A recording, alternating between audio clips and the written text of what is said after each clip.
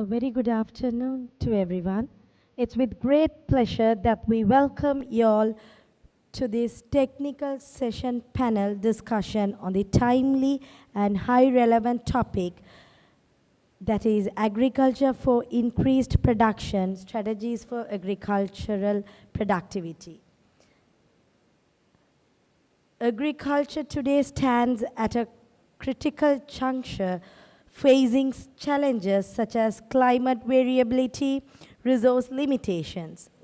In this context, smart agriculture through the integration of technology and innovation strategies are much needed. The technical session brings together a pool of distinguished experts and practitioners who have expertise in agribusiness, innovations, and sustainable farming practices. We warmly welcome our esteemed speakers, panel members, and moderators for today's session. It's our pleasure to introduce Dr. S. Sivakumar, the former Provincial Director of the Department of Agriculture, Northern Province, as a moderator. Dr. S. Sivakumar will facilitate an engaging and insightful dialogue today. We warmly welcome you, sir. Next, as a distinguished panel speaker for today's session, we have with us Mr. Haridas Fernando, Group Manager, Agriculture Business at Cargill's Group. Through his leadership at Cargill's, he has been actively involved in promoting technology in demanding farming field and value chain development. We warmly welcome you, sir. Next, we warmly welcome Professor Toru Mitsunga, Chief Advisor JICA Kilinochi, as our distinguished panel speaker. In his role as a Chief Advisor to JICA, he provides strategic guidance on strengthening agriculture, productivity, and value addition. We welcome you all, sir. With us, we have another excellent speaker, Mr. Raj Janarthanan, co-founder of Shakti Agro, as our panel member. Mr. Janarthanan is an entrepreneur and innovator in the agri-technology sector. Through his leadership at Shakti Agro, he has been actively involved in introducing technology-driven farming practices that support farmers. Next, with great pleasure, I welcome Mrs. S. Sendil Kumaran, Provincial Director, Department of Agriculture, Northern Province, as our panel member. Mrs. Sendil Kumaran brings with her extensive expertise in agricultural administration and capacity building within Northern Province. So now we'll hand over the session to our moderator. And the stage is yours, sir.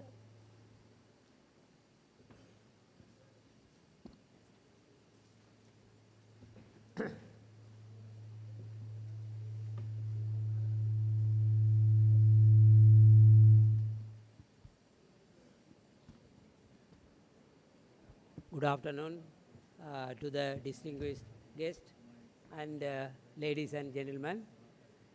First of all, I wish to thank the Managers Club for having given me this opportunity to moderate this session and other organizers.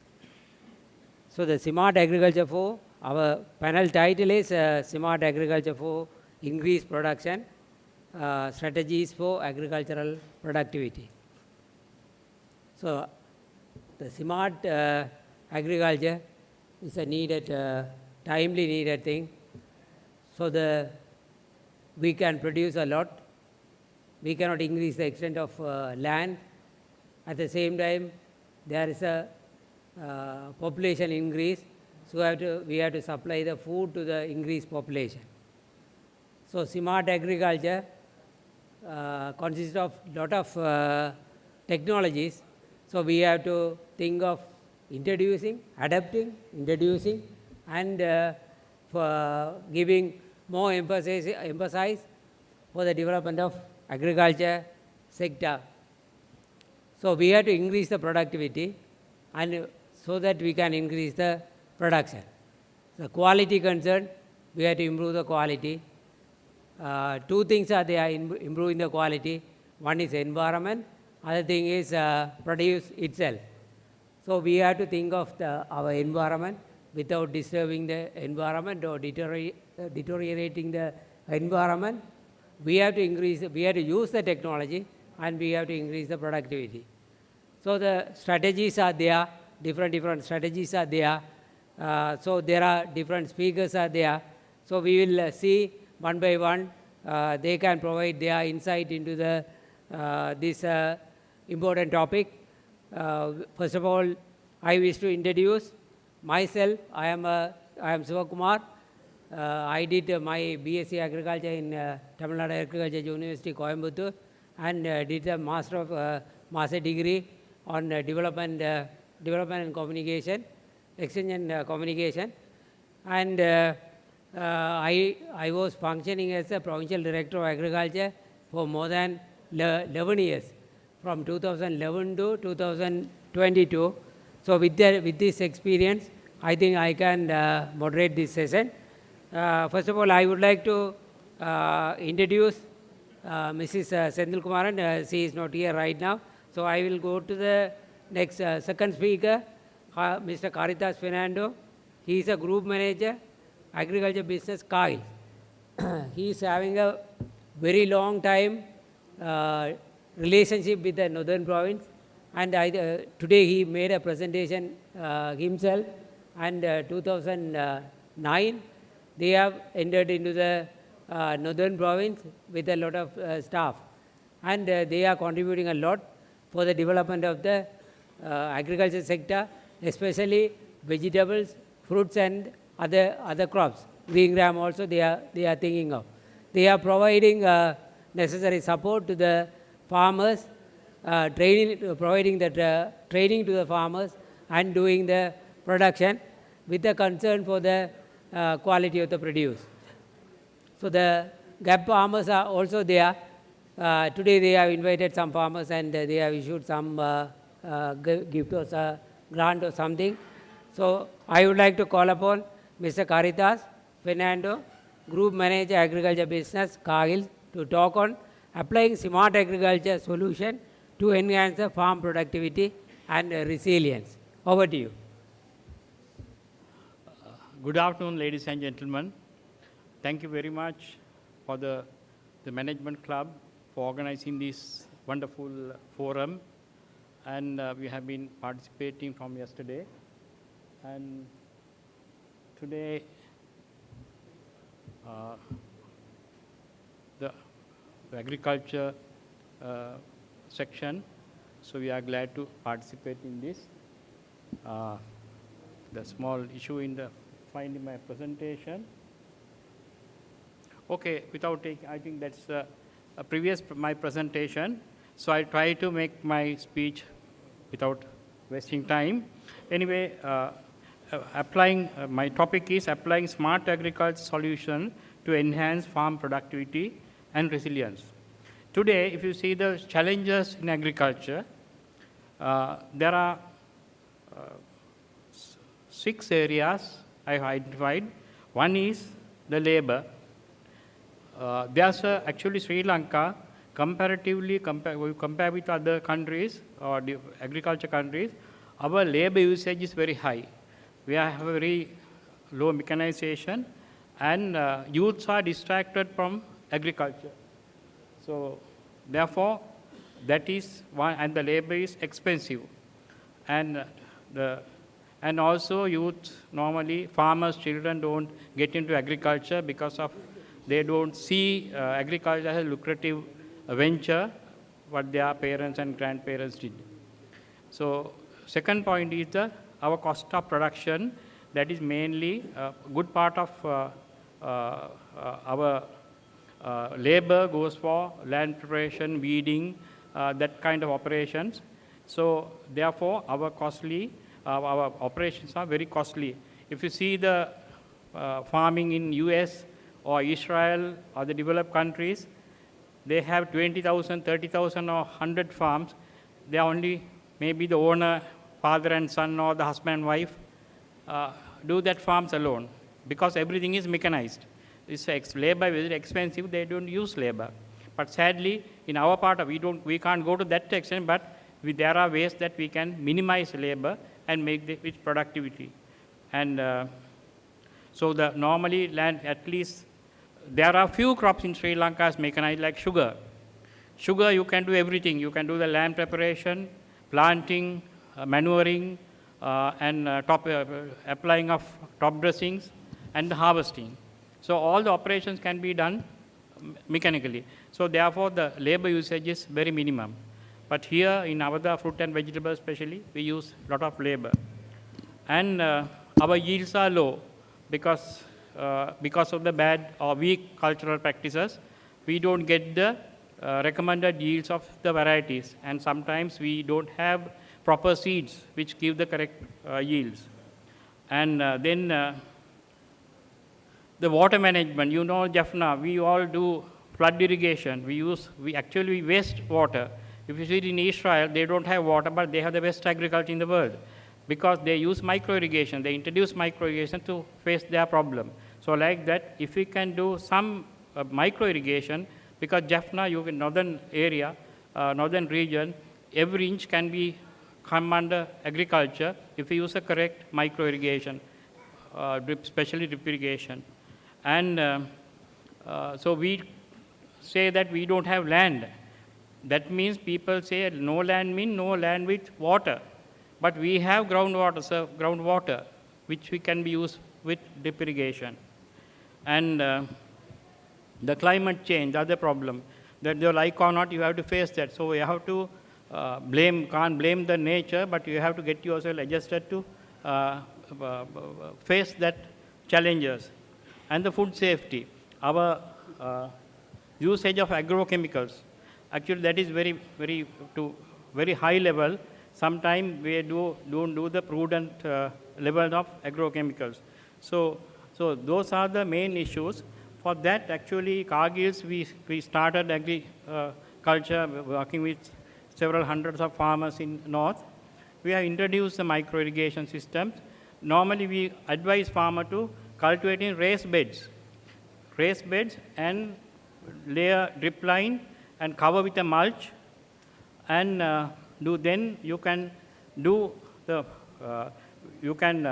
when you plant on the raised beds, the crop doesn't get damaged during the rainy season because excess water drain through the furrows. And when you use the drip line, your water requirements can be cut down to about 30%.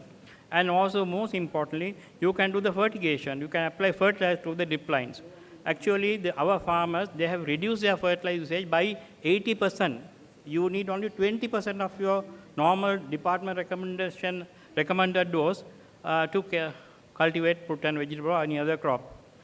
And then the main cost in agriculture is weeding, other than the land preparation.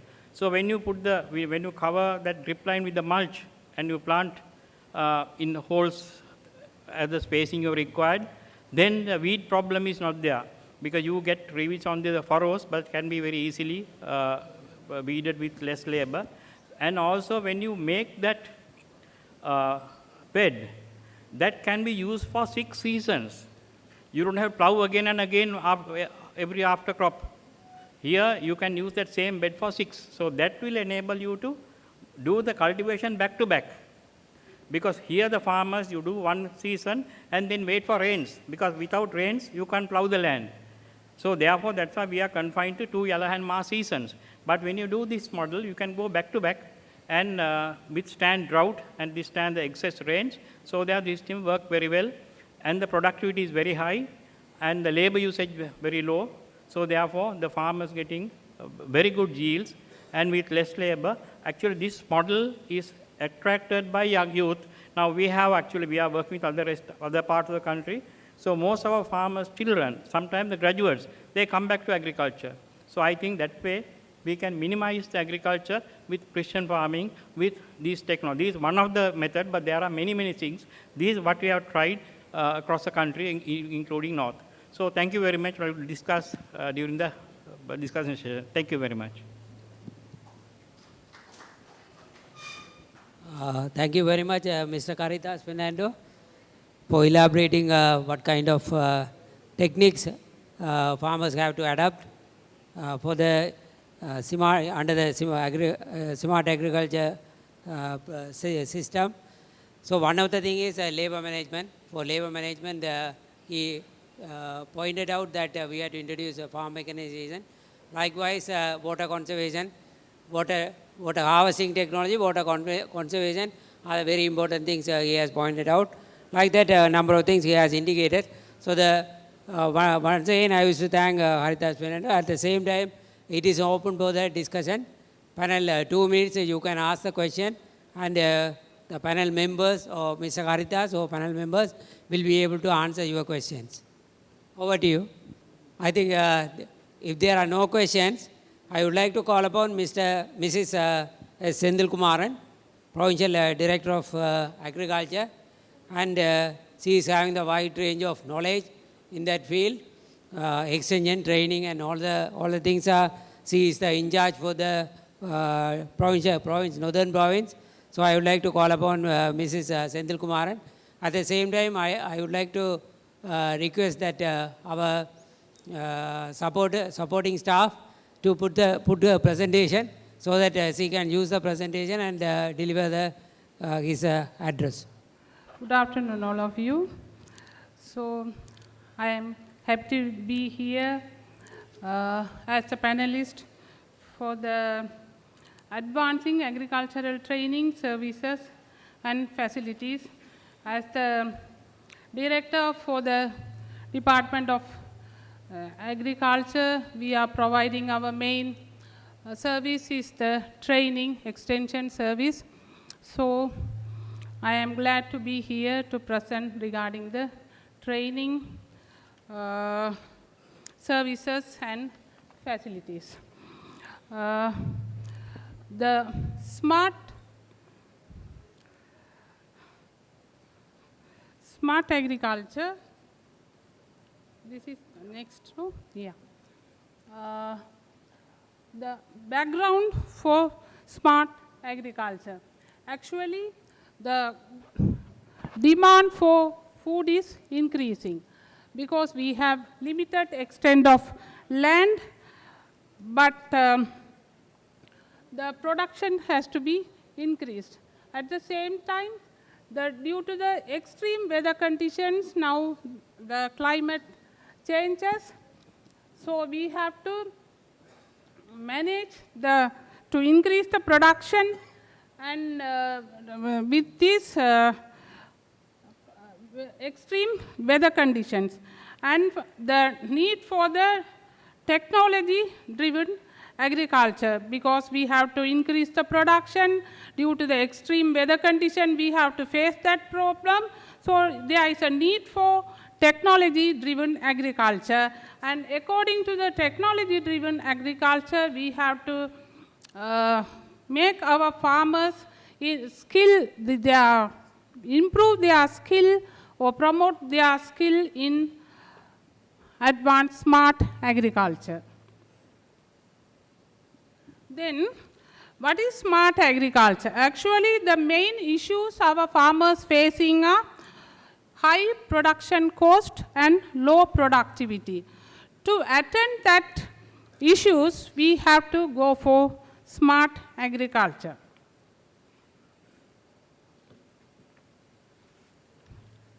The key components of smart agriculture training are precision farming, because for the better resource management, to reduce the wastage of resources for the sustainable agriculture, the precision farming is very important.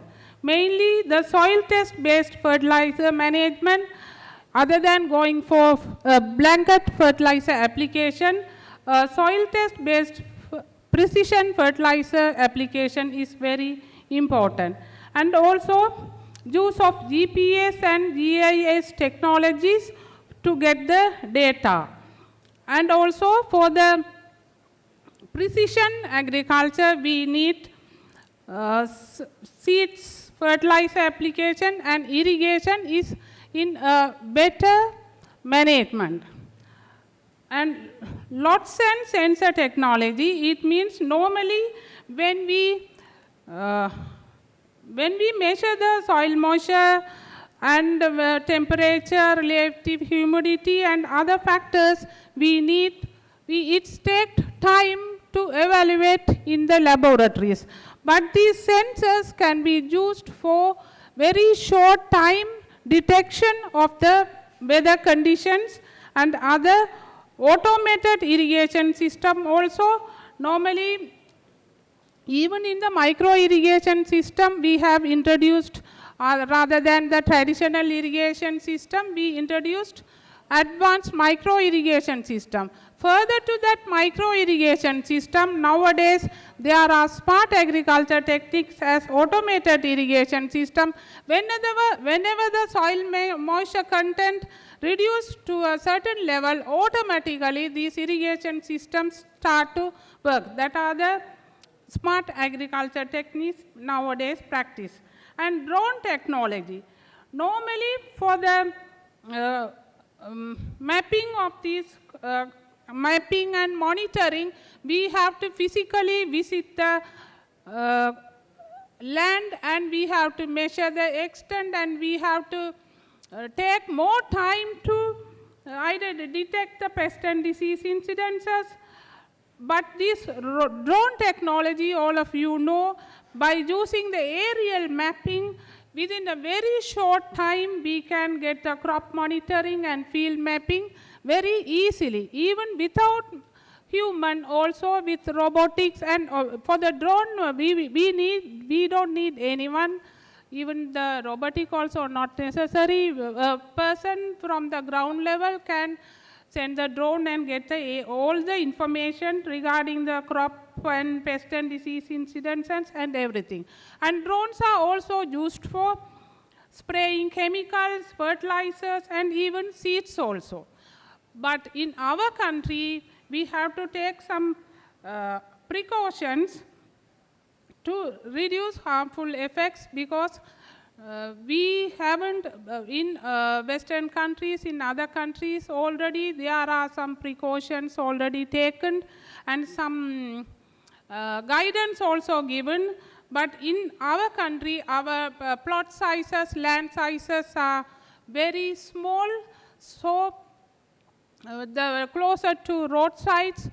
So when using these drones, we have to be very careful to the environmental hazard effects.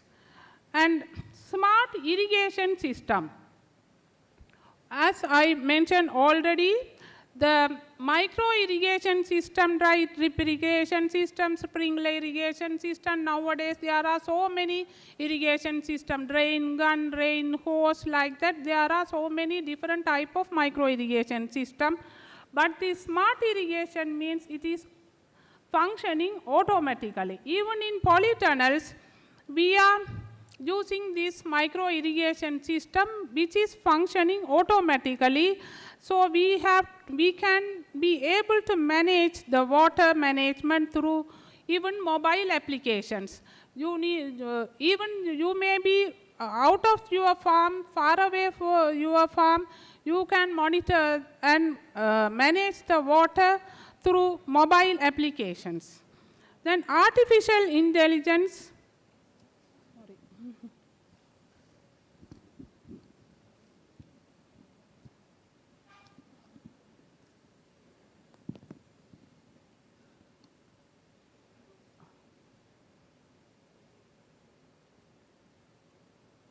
Artificial intelligence and data analytics. Normally, when we go for this yield prediction and pest and disease detection, we have to go to the field and get the data analysis.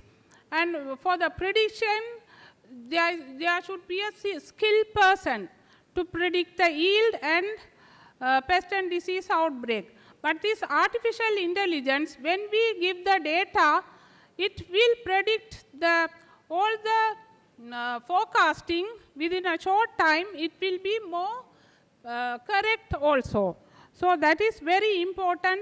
These AI techniques mainly can be used in yield prediction, early warning system for pest and diseases, and market price analysis even can be forecasted.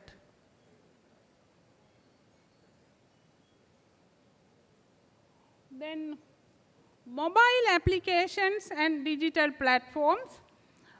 Mobile applications are already, they have been established and being used for the weather forecasting, market price information, and digital advisory services for farmers, but it is not, has to be expanded further, and it should be user friendly for our farmers. Already some applications are established and used in small extent, but it should be expanded and user friendly for our farmer community. Then climate smart agriculture. The climate smart agriculture means for the climate resilient farming practices. Actually, we can introduce new varieties due to these adverse climate, extreme climate changes. Drought tolerant varieties are there, salinity tolerant varieties are there, submergent tolerant varieties are there. Then there are some improved irrigation practices and sustainable soil and water conservation methods. So, what are the benefits of this smart agriculture? We can use the water and fertilizer efficiently, and we can increase the productivity and yield performance. Cost of cultivation can be minimized, and data-driven decision making can be made through the digital data collection, and also promotion of sustainable agriculture through the better resource management. Who are the target groups we targeting to provide our services? Mainly farmers are the major target groups. Other than that, our agricultural extension officers for the in-service training, agricultural students, and agri-entrepreneurs, they are the major target groups for these smart agriculture techniques. And role of agricultural training services in smart agriculture adoption. Actually, the target of this agriculture training services to confirm that our farmers understood, apply, and maintain correctly these smart agriculture practices.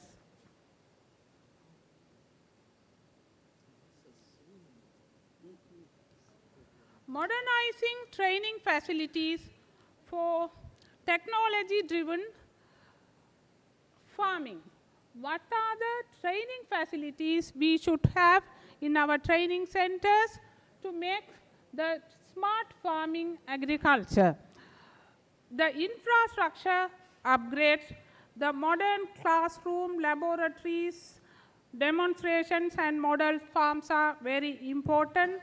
Actually, nowadays we have some modern classrooms with digital projectors, but the laboratories and model farms, we are lacking behind in that sense, because for the soil testing, plant health diagnostic, and water quality analysis, we need more support and more fund to develop those laboratories in our training centers. And also for the smart irrigation, sensor-enabled plots, and precision farming setup also, we have to take some measures to develop those things in our training centers. Then Technology integration. Technology integrations, we can use the smart agriculture tools, mainly these sensors, drones and remote sensing tools, data analytical platforms, and mobile apps, and make it very successful. And also, the capacity building for trainers are very important for our extension officers and trainees. Another thing, for this smart agriculture become very successful, we need a private-public partnership.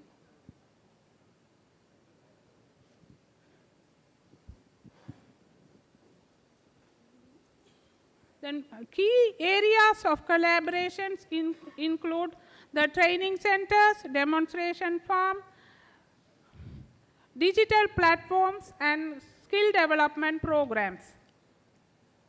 And finally, I would like to mention the challenges and opportunities. The major challenges are high initial cost, limited awareness and training among farmers, infrastructure constraints, fragmented land holdings, and resistant to change. The farmers are still, they are in traditional farming methods, they are resistant to change. We have to make them move forward, promote them towards the smart agriculture. The opportunities are the government support and policies related to smart farming, public-private partnership, the digital platforms and mobile apps already somewhat established, climate smart and sustainable practices also we have started doing. Research and innovative hubs, normally already they are working hand in hand with us, the universities, research institute and other innovative centers, and market and export opportunities. Thank you.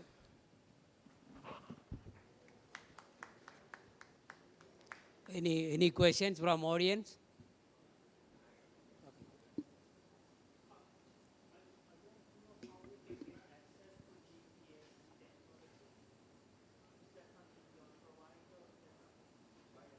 Yes. GPS technology, already we are training our extension officers. We had some training programs also, but we have to make that practical in future. At the same time, Agrarian Service Department, they have already established that GeoGovia. In the GeoGovia, they have, we can have the all data in a particular place. If you take one Jaya in a paddy field, that data will contain farmer's name, full name, IC number, extent of land, what kind of inputs they have issued, like that, all kind of data will be there.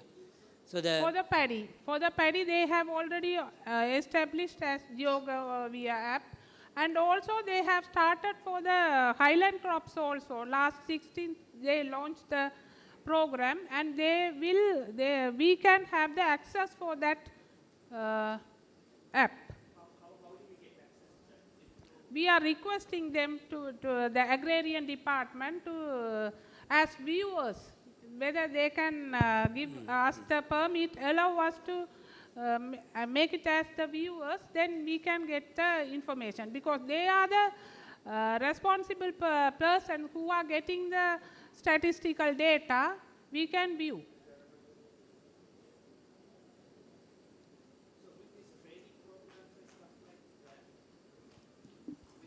With the training programs and things that you offer, how do we get access? Is there something we come to you, or is there a website we had to go to? Or Actually, I think the department can have the access.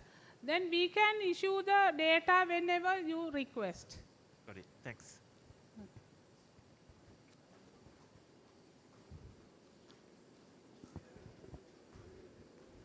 I think there's no more questions.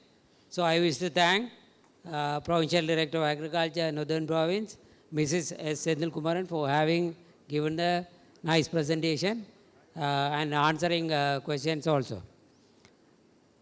So I would like to call upon Mr. Raj Janathanan, Sakti Agro.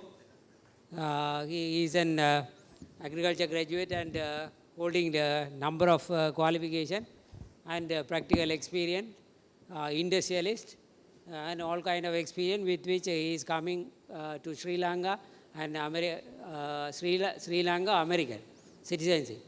So he is coming to Sri Lanka and doing the job, and he is going to address smart agriculture innovation and modern techniques. Ladies and gentlemen, thank you for giving me an opportunity to talk about smart agriculture. First of all, smart agriculture is not replacing our farming heritage. It is about strengthening it with tools and help us to work smarter. Why do we need smarter agriculture? First of all, we have really, the global warming has caused very unpredictable weather. We have added so much chemicals to the soil, and we have a lot of areas dead soils, and we have abused the water, and the water resources are scarce. So how do we, in 2015, the world has to feed 10 billion people, and how do we do that? Technology has become much cheaper to start with. So I just want to quickly give you some examples. For example, the farmers in Kilinochchi, when they plant rice and do rice cultivation, if they use laser-guided leveling, they can save about 40 to 50% water. That is an amazing achievement, like, water savings. Then, right now, we are all connected with these handheld devices. So if we have a smart information system, rain prediction, and also pest management, like extension services now, they are advancing. If there is a particular pest attack is coming, they inform all other onion farmers or chili farmers. So they take precautionary measures to do that.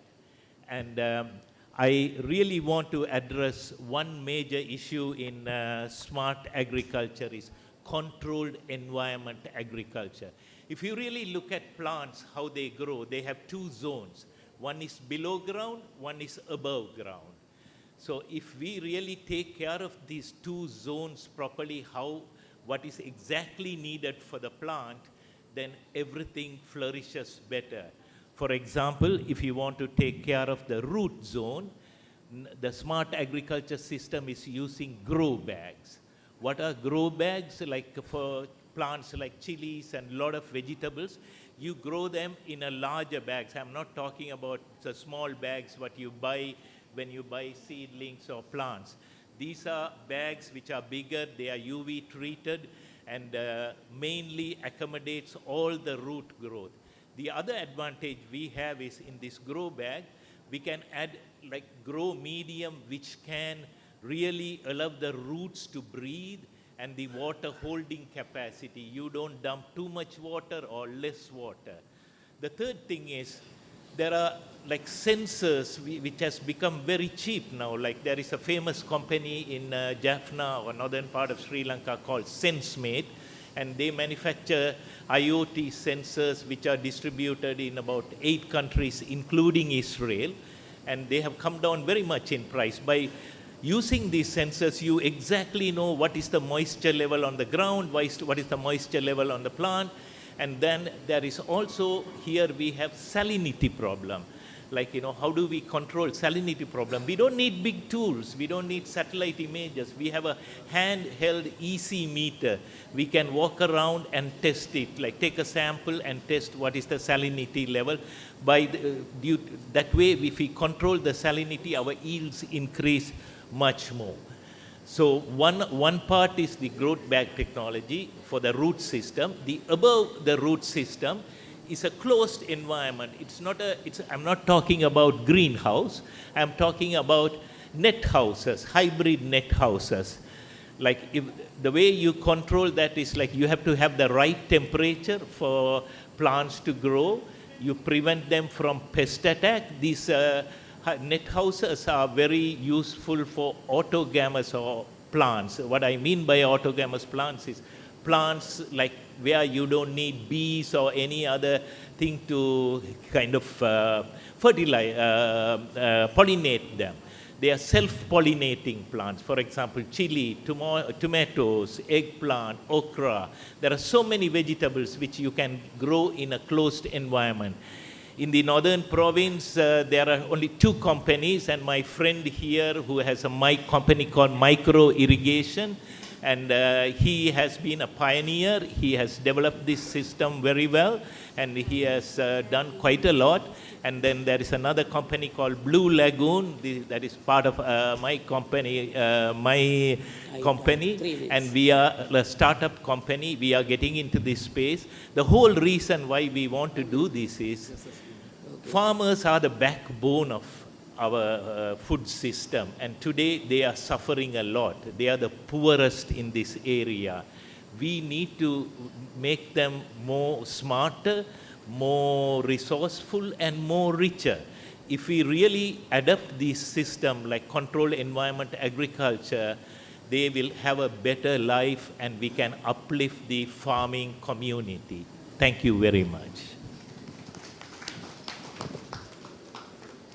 I think you may ask a number of questions. You can pose a question to Mr. Raj Janardhanan.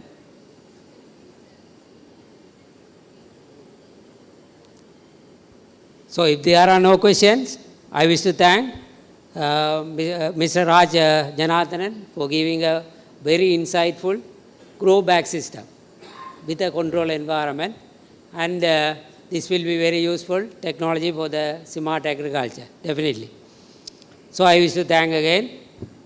So I would like to call upon Mr. Professor Toguru Mitsunaga, Chief Advisor, JICA Clinology. Right now he is working in the Research and Training Unit of the Faculty of Agriculture, RBL Nagar.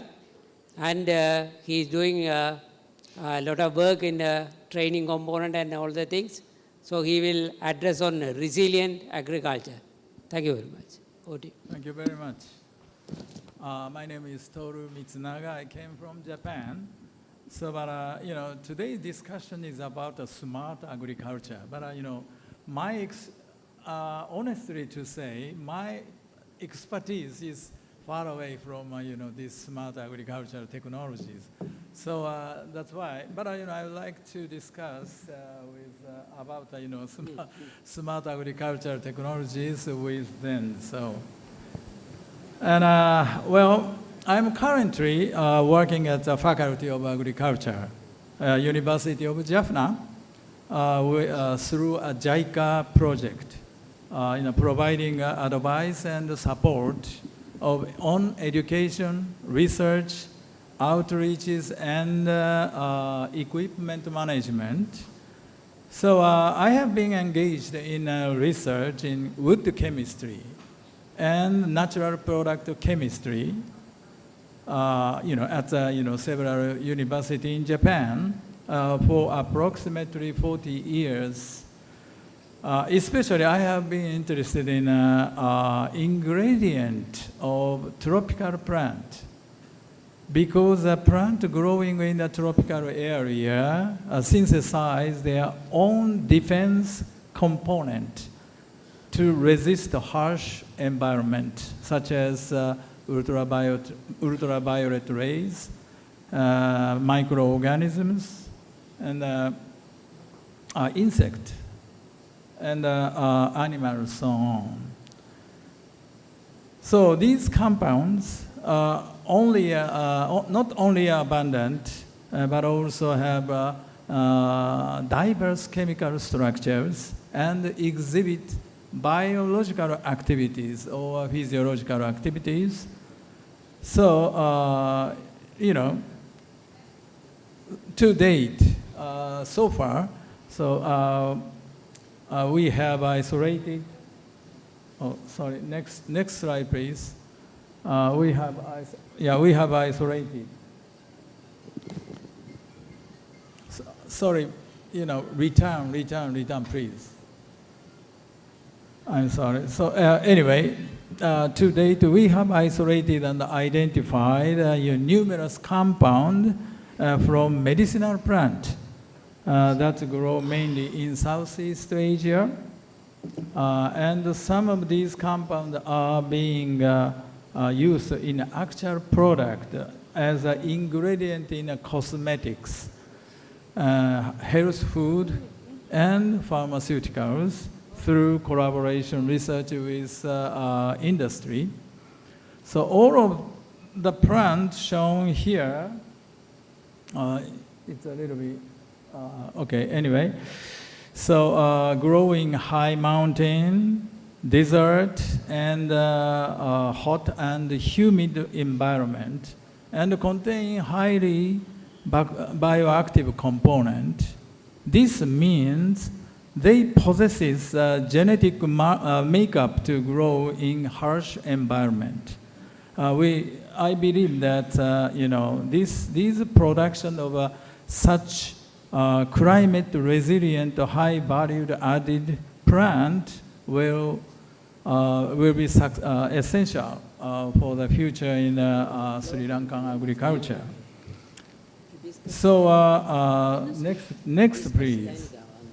Finally, a person who has been involved in the university education for a long time, I would like to say that I believe it is important to send out into a society student who have acquired a solid agricultural education, so that as many educate as possible can find agricultural related jobs.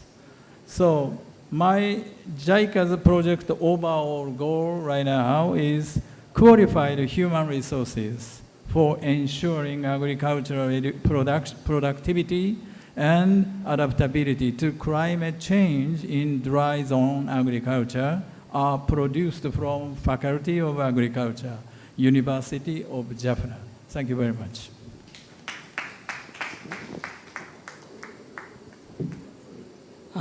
Thank you very much, Professor Dr. Toru Mitsunaga, Chief Advisor JICA Kilinochi. And he presented some details about this resilient approach. Two crops, the turmeric and ginger. There is a vast potential for these crops in northern part of Sri Lanka. And there are a lot of places you can see that people are establishing coconut plantation. Under the crop coconut, we can grow this kind of crop. That is a resilient approach because it needs some kind of partial shade.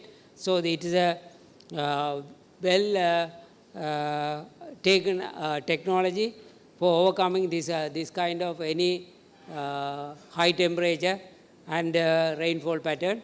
So we are very thankful to him for giving this kind of technology to us. So with this, if there are any more questions, overall presentation you can ask.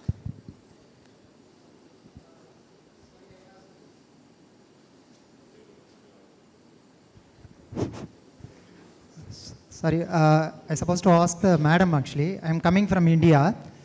What is the cost of productions for the paddy, ma'am, here in particularly northern region, per hectare? Cost of paddy cultivation. It is around 80,000 into 5, 400,000, around 400,000. 5 hectare or acre? 84,000 per acre. 5 acre. 400,000.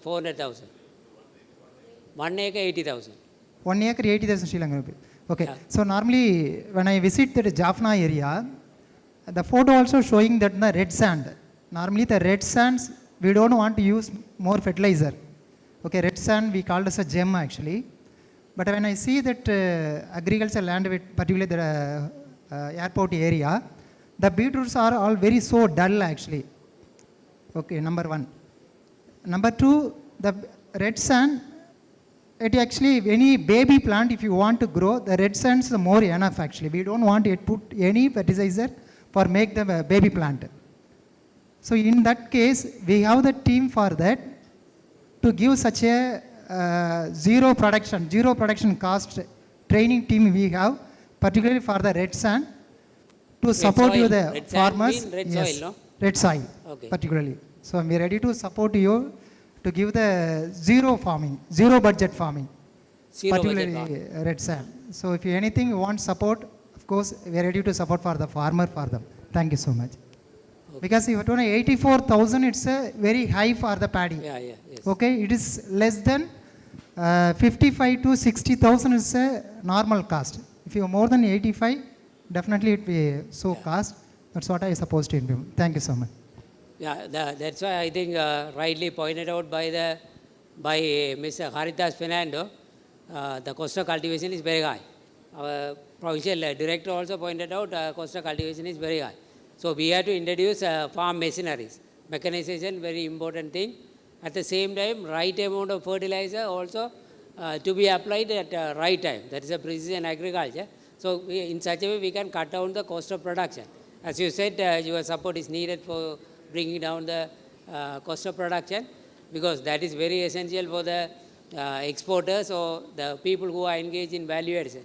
Normally, farmers are thinking that these people buying the product are not giving them a right price, because they are incurring heavy expenditure.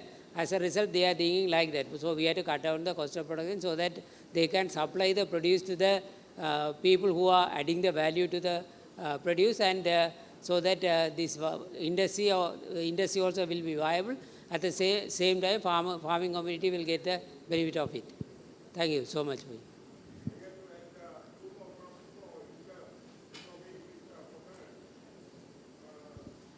Mike. You want to answer? Okay.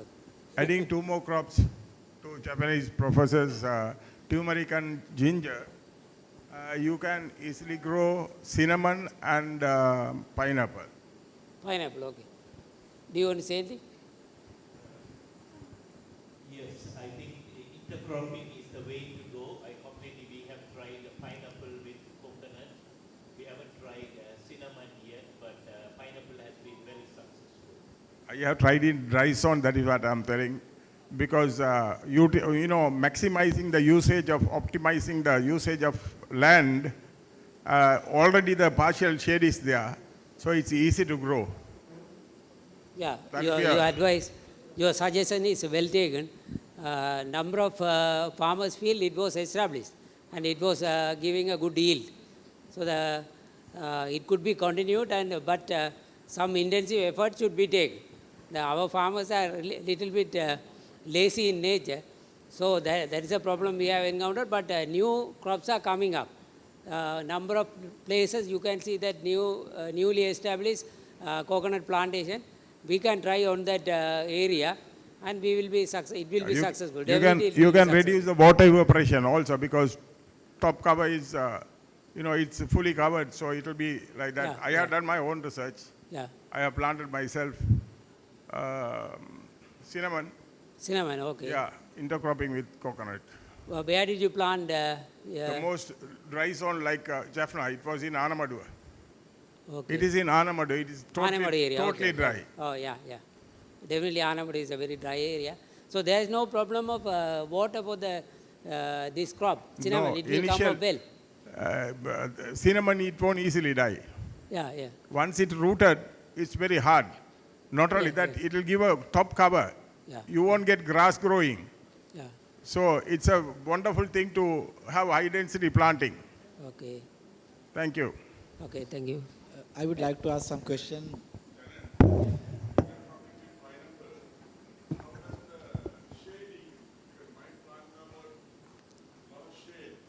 Coconut plants. Hello. My coconut plants are at the age where a lot of shade. So how do you, is that okay with pineapple on that? Yeah, coconut cultivation concern, we have to give the adequate spacing. 6 meter. 7.5 meter into 7.5 meter. 6 In between meter, I was told, I planted in 6 meter.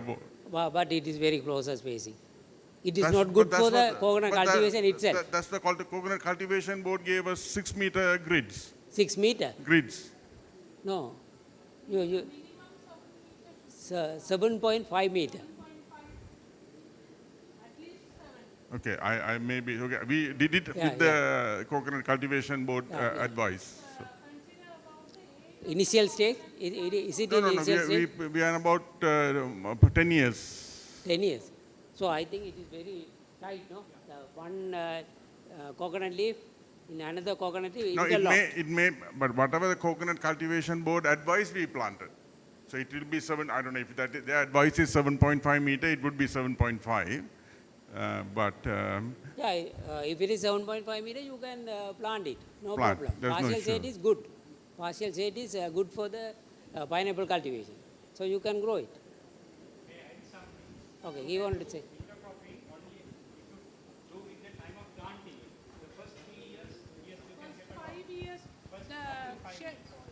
Other than the shade-loving plants, if it is Most of the pineapple plantations are in the coconut, intercropped with coconut only, most of the pineapple plantations. And the other thing is about, I can just give a opinion or observation. Coconut planting, when it is 6 meter gap, there will be overlapping of the leaves.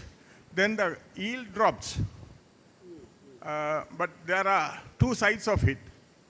Depending on the area, if the water is available freely, you can plant even 6 meters. But there is no need because you have water, then you can keep the space. On the other hand, where you are planting close by is in the dry area. That is to prevent the tree dying without water. Only thing, yield will drop. But first, for you to have a yield, you must have the coconut tree. If you see dry zones, the coconut trees dies, during the drought, even grown-up coconut trees. To prevent that, you plant it close by, so that there is soil cover, and it won't dry. Evaporation is dropped.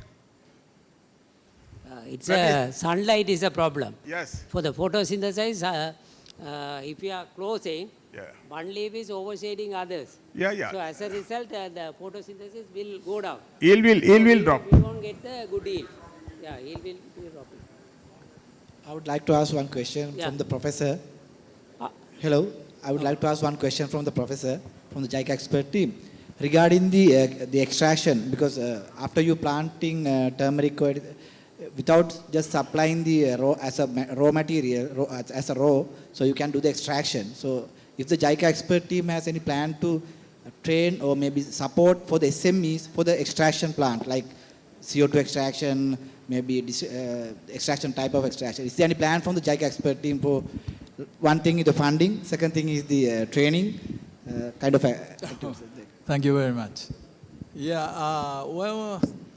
JICA want to support such a kind of extraction process and to make some medicines. But it's I would like to tell you to JICA. Okay, so now our mission is not to do such a thing. So it's to do educate the student right now. But it's a good idea, yeah. Yeah, because Northern Sri, I think this area may not have that kind of extraction plants.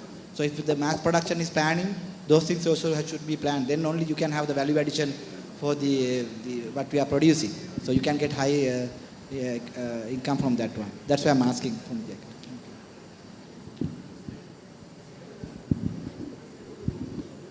So I think there's no more questions. So we can conclude our session. Once again, I wish to thank all panel members for having given excellent presentation and information to the audience.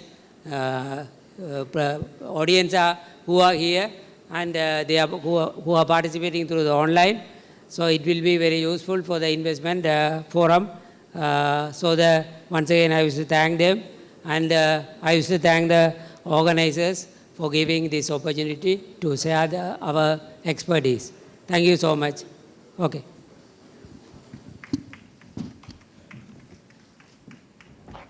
Thank you, everyone. So this session was truly an enlightening session, and it actually boosted our knowledge, and it was truly a knowledge gaining session. So